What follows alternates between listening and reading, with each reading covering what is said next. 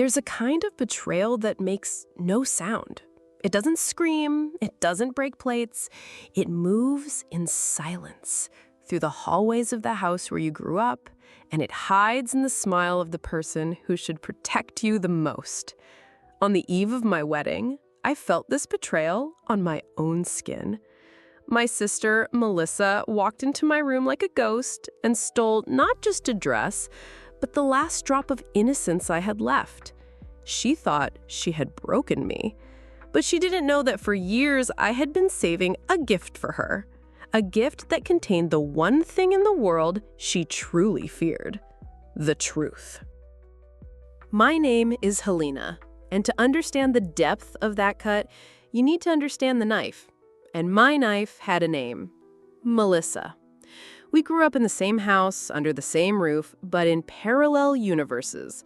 Her universe was bathed in sunlight and applause. Mine was made of shadows and echoes.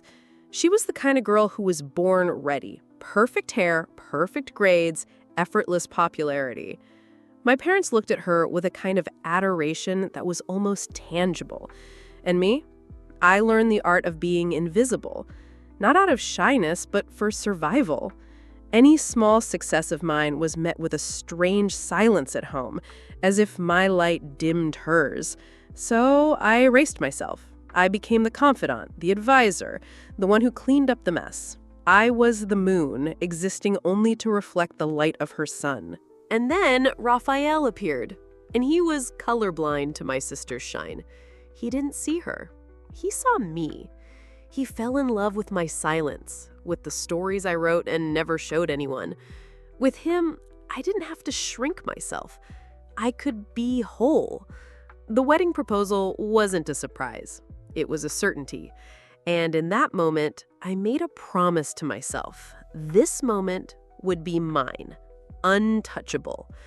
I decided to make my own dress, not out of vanity, but as a ritual. Every stitch was a word I never said. Every inch of lace was a piece of my identity I was reclaiming. That dress wasn't an object. It was my manifesto. Melissa saw the dress materializing, and with it, my happiness, and she couldn't stand it. The sabotage started small. Venomous comments disguised as jokes. "Be careful not to trip on all that fabric," she would laugh. It was a psychological war, waged in the hallways of my own mind. The night before the wedding, she came with a white flag, a bottle of wine, an apologetic smile. "I just want what's best for you," she said. And like a fool, I believed her, or I wanted to. She hugged me before she left. A hug that I understand today, it wasn't a sister's hug. It was the hug of Judas. When I woke up in the middle of the night, the silence in the house was different. It was a hollow, heavy silence. I ran to the studio. The sight of the empty hanger stole my breath. It was a physical blow. And then I saw the note. Those words, in her perfect handwriting, were crueler than any scream. "You were born for the audience." In that moment, she didn't just steal the dress. She tried to steal my identity, my voice, my happy ending. I stayed on the floor for an eternity. The tears came, silent and full of pain. But then something shifted. The pain began to turn into ice. A cold, lucid fury took over. She expected me to fall apart, but she underestimated one thing: the strength of someone who has spent their entire life watching from the shadows. From the shadows, you see everything. You learn the secrets. You know where the bodies are buried. And I knew exactly where Melissa's body was buried. I went to the back of my closet and pulled out an old dusty shoebox. Inside was the past Melissa had paid for everyone to forget. The story of Julia, the girl my sister destroyed in high school. I had everything: the screenshots of the cruel messages, the copy of the stolen diary, and most importantly, an audio recording of Melissa bragging to her friends about how she made Julia wish she had never been born. Her young, venomous voice was unmistakable. The plan formed in my mind, crystal clear. It was no longer about the dress. It was about justice. I called Laura, my journalist friend. Within hours, we had an anonymous blog online, a detailed timeline of the psychological torture Julia had endured with all the evidence digitized. The audio was the final piece, the nuclear weapon. The next morning, my friend Laura brought me a simple, elegant dress. Hours before the ceremony, a courier delivered a box to my parents' house addressed to Melissa.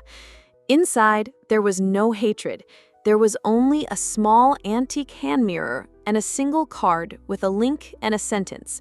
Before you take the stage, take a good look at who you really are.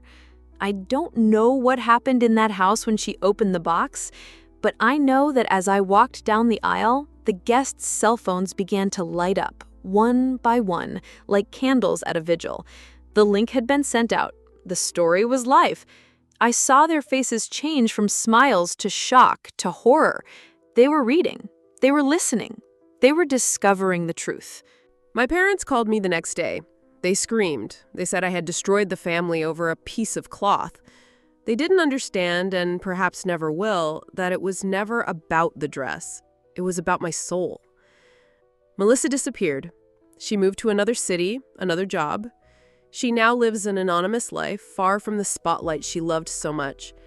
Her real punishment wasn't the public exposure, it was the silence.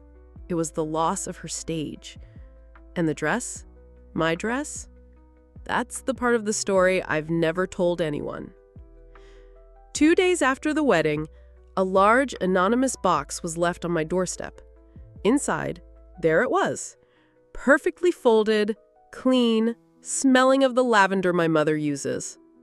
There was no note, no return address. I never knew for sure who returned it, whether it was Melissa, in a rare moment of remorse, or my mother in a silent, cowardly attempt to fix what was unbreakable. I've never worn it. It's still stored today, in a box at the back of my closet, not as a painful memory, but as a reminder. A reminder that sometimes to sew your own life together, you first have to cut the threads that are choking you. Do you believe that family can be both our safe haven and our greatest threat? If this story touched you in any way, it's because it needed to find you. Subscribe to the channel, but only if you have the courage to face the truths hidden behind a smile. Hugs, and see you next time.